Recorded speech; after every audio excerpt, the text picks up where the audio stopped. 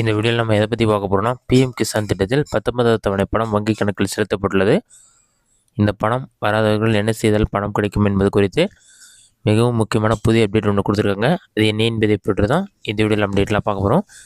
PM Kisan திட்டத்தில் 19வது தவணை பார்த்தீங்கன்னா, தகுதியுள்ள விவசாயிகள் வங்கி கணக்கில் இன்று மதியம் 2 மணிக்கு ரூபாய் 2000 செலுத்தப்பட்டுள்ளது. இந்த பணம் பார்த்தீங்கன்னா ஒரு சிலருக்கு வரலன்னு சொல்லியிருந்தாங்க.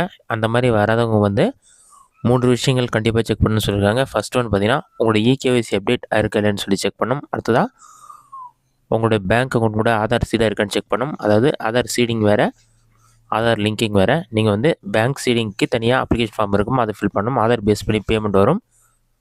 அடுத்து உங்களுடைய லேண்ட் ரெக்கார்ட்ஸ் நீங்கள் வெரிஃபிகேஷன் பண்ணிக்கணும். இந்த 3 விஷயம் நீங்கள் கம்ப்ளீட் பண்ணிருக்கணும். அப்போ தான் உங்களுக்கான 19வது தவணை பணம் வரும்னு சொல்லியிருக்காங்க. இது வரைக்கும் நீங்கள் அப்டேட் பண்ணாமல் இருந்தாலும் இப்போ அப்டேட் பண்ணால் கூட உங்களுக்கு அமௌண்ட் கிரெடிட் ஆகும்னு சொல்லியிருக்காங்க. இதெல்லாம் தாண்டி பிஎம் கிசான் அஃபிஷியல் வெப்சைட்டில் பார்த்தீங்கன்னா, யாரெல்லாம் இந்த அமௌண்ட் பெறுவதற்கு எலிஜிபிலிட்டின்னு சொல்லிட்டு பெனிஃபிஷியரி லிஸ்ட்டும் வெளியிட்டிருக்காங்க. அந்த பெனிஃபிஷியரி லிஸ்ட்டில் கண்டிப்பாக உங்களோட நேம் இருக்கணும். இந்த 3 விஷயங்களையும் நீங்கள் கம்ப்ளீட் பண்ணிருக்கணும். 4வதாக பெனிஃபிஷியரி லிஸ்ட்டில் உங்களோட நேம் இருக்கணும்.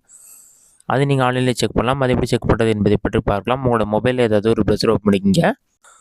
அதில் கூகுள் சர்ச்சில் போயிட்டு ஃபஸ்ட்டு பிஎம் கிசான் சொல்லி டைப் பண்ணுங்கள். pmkisan.gov.in ஒரு வெப்சைட் ஷோகும். அந்த வெப்சைட் செலக்ட் பண்ணுங்கள். இந்த பணம் பெறுவதற்கு யாரெல்லாம் தகுதியானவர்கள் சொல்லிட்டு பெனிஃபிஷியரி லிஸ்ட்டில் டீட்டெயிலாக கொடுத்துருக்காங்க. பாட்டமில் ஸ்க்ரோல் பண்ணிங்கன்னா